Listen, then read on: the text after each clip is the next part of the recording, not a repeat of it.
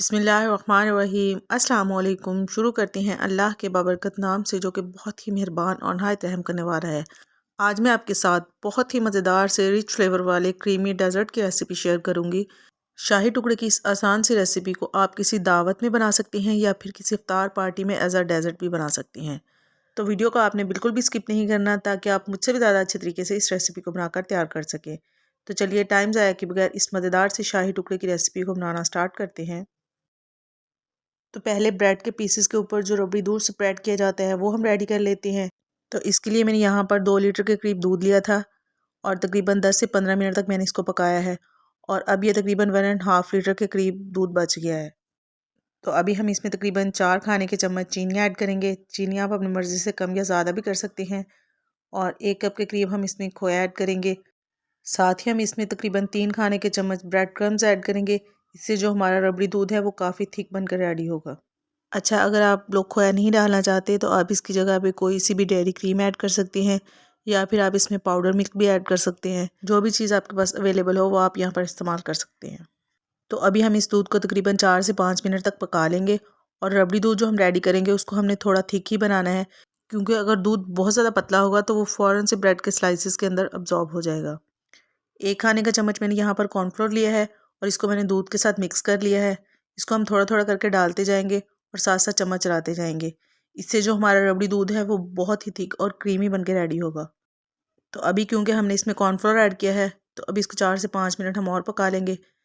और चम्मच हमने मुसलसल इसमें चलाते रहना है ताकि इसके अंदर लम्स वगैरह ना बने। और इसके बाद हम इसको ठंडा कर लेंगे।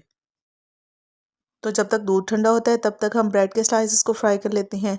एक पैन में मैंने ऑयल लिया है, इसको गर्म कर लिया है और ब्रेड के जो स्लाइसेस हैं उसके एजेस मैंने रिमूव कर दिए हैं। ब्रेड के स्लाइसेस आप और लाजमी नहीं है आप इस तरह से ब्रेड के पूरे स्लाइस को फ्राई करें। आपकी मर्ज़ी है, जिस भी शेप में आप चाहें इसको काट सकते हैं या फिर आप जिस बर्तन में इसको सर्व करना चाहते हैं उस बर्तन के हिसाब से आप इन स्लाइसेस की कटिंग कर सकते हैं। और इन स्लाइसेस को क्रिस्पी होने तक हमने फ्राई कर लेना है। अच्छा, जो शाही टुकड़े की ऑथेंटिक रेसिपी है ना उसमें ब्रेड के स्लाइसेस को फ्राई ही किया जाता है, तो इसलिए मैं इसको डीप फ्राई कर रही हूँ ताकि आप लोगों को इसका सही से टेक्सचर पता चल सके। आपकी मर्ज़ी है, आप चाहें तो इनको बेक भी कर सकती हैं या फिर सिंपली आप बटर लगाकर इनको तवे पर सेक सकती हैं। इट्स अप टू यू कि आप लोगों को कैसा टेक्सचर चाहिए, ठीक है ना। लेकिन एक बात मैं आपको यहाँ पर बता दूं कि अगर आपकी ब्रेड के जो स्लाइसेस हैं वो सही तरीके से क्रिस्पी नहीं होंगे तो जैसे ही आप दूध डालेंगे वो फ़ौरन से बहुत ज़्यादा सॉफ्ट हो जाएंगे। तो आपने इनको बिल्कुल क्रिस्पी बनाकर रेडी करना है, ठीक है ना। तो यहाँ पर मैंने ब्रेड के स्लाइसेस को फ्राई कर लिया है। आप देख सकते हैं कि बिल्कुल क्रिस्पी फ्राई हुए हैं ये। तो अभी हमने जिस बर्तन में इसकी लेयर्स लगानी है वो वाला बर्तन ले लेते हैं। 2, 3, 4 जितनी भी लेयर्स आपने लगानी है उस हिसाब से आप इसको सेट कर लें। और ये बिल्कुल भी ज़रूरी नहीं है कि आपने इनको फ्राई करने से पहले ही पीसेस में कट करना है। जब आप फ्राई कर लें, फ्राई करने के बाद भी आप इनको किसी भी शेप में काट सकते हैं, ठीक है ना। तो स्लाइसेस को सेट करने के बाद जो रबड़ी दूध हमने बनाकर रेडी किया था वो हम इसके ऊपर डाल देंगे। और दूध जब आप इसके ऊपर डालें तो वो बहुत ज़्यादा गर्म नहीं होना चाहिए, मतलब नॉर्मल टेम्परेचर होना चाहिए। अगर बहुत ज़्यादा गर्म होगा तो ब्रेड फ़ौरन से सॉफ्ट हो जाएगी, ठीक है ना।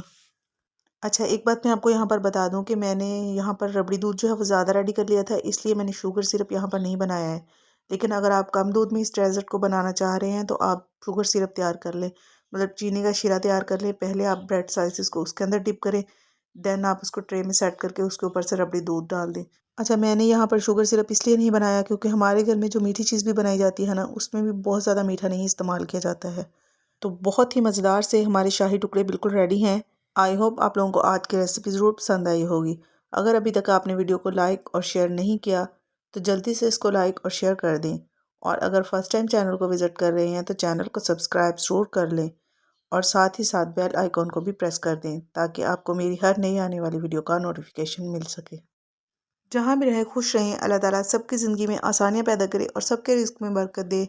फिर मिलते हैं इंशाअल्लाह बहुत जल्द एक नई रेसिपी के साथ। अपना बहुत सारा ख्याल रखिएगा और मुझे दुआओं में ज़रूर याद रखिएगा। तब तक के लिए अल्लाह हाफिज़, बाय बाय।